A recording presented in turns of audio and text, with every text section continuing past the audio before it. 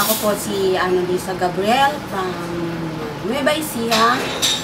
Ako po ay tatlong anak, isang 4th year, isang grade 4, at saka isang grade 1. Ang aking asawa po ay isa lamang magsasaka. Tapos, kami po ay nasa sa Pangtawid. Malaki po pinagbago ng aming buhay. Dati lang, naiiyak.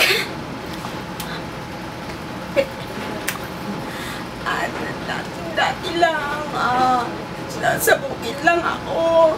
Tapos, bahay. Pero nung nasama na kami sa Pangtawid, malaki na nangyari sa buhay ko.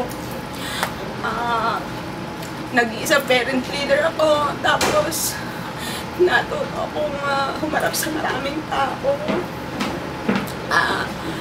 Naipakita ko kung ano yung kagalingan ko, yung best ko, hanggang sa nagkaroon na siya sa amin. Nasali ako doon. Tapos, yun yung nag-isimula ng pagbabago sa buhay ko.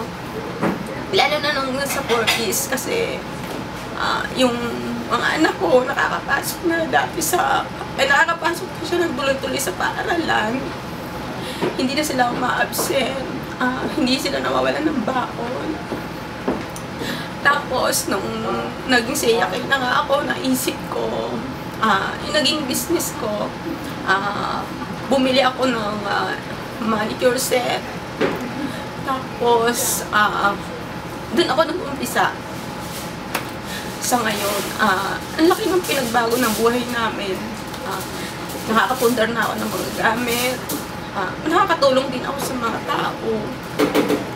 At doon ko naranasan din na may magpasalamat sa akin.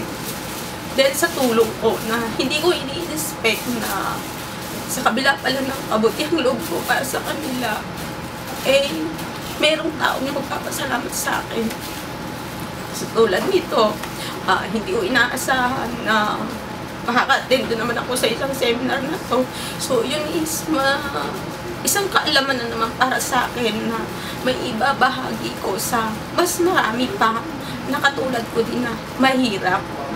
So, paglabas ko dito, iniisip ko, paano ko ibabahagi, paano ko umpisahan, na ibahagi sa iba na katulad kong parent leader din para mai-apply din nila sa iba yung mga natutunan ko dito.